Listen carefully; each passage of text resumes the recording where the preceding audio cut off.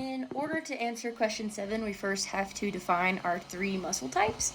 We have type 1, which is for endurance, type 2, which is for a mix of endurance and power, and type 2X, which is mostly used for power.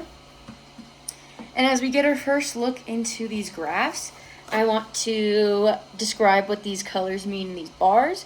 The white bars are for lean individuals, the striped bar are for obese individuals, and the black bar is for individuals with diabetes.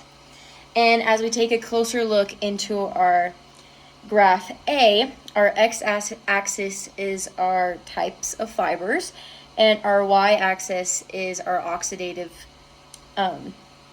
capacity, which is basically the number of mitochondria, the number of capillaries, and the number of myoglobins. And in simpler terms, this is basically how helping produce more energy for us. So you can see here in type 1 fibers, which are more for endurance, in lean individuals, there are a higher content of mitochondria and capillaries and myoglobin, so more energy is being produced and used for endurance because you're going for a longer period of time. More shown in lean individuals, and then obese and diabetes kind of working down. And as we look at type 2 fibers, there is going to be a mix of endurance and power. So there's still a little bit of an incline in our number of mitochondria in our lean individuals, and so on and so forth. And as we look at our type 2X individuals, there's going to be less mitochondria, less capillaries, less myoglobin, because type 2 muscle fibers are more for power and quick spurts of energy, so it doesn't need as much mitochondria to produce that energy than it would as an endurance type 1 fiber. And as we look at graph B, we can see that our x-axis again is our types of fibers, and our y-axis is going to be our glycolytic enzyme, which is basically converting glucose into ATP, and in simpler terms, creating or using sugar to create energy. And as we can see here, our black bars, which represent diabetes, are higher. And this means, just to recap, diabetes means you have a higher blood sugar content in your system. So this means that you're using more sugar for energy.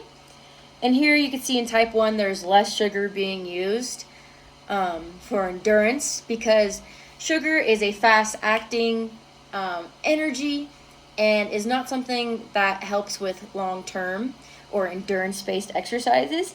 And as you can see here in type 2, that's a little bit higher because there's a mix of endurance and power. So there's going to be more sugar breakdown for energy. And as we look at type 2, that's going to be our highest breakdown of sugar for more energy, because it's quick spurts and powerful, and sugar is able to be broken down easily and used right away. And once again, diabetes is highest on all these because they already have a high blood sugar content. And as we look at graph C, once again, X is our fiber types, and Y is our lipid content.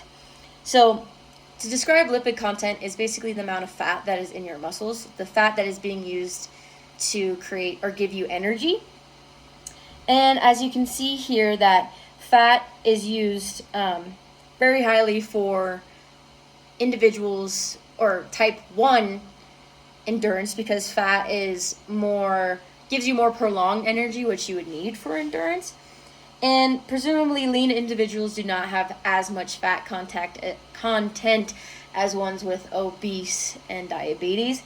So that is why lean individuals are clearly lower in each fiber type.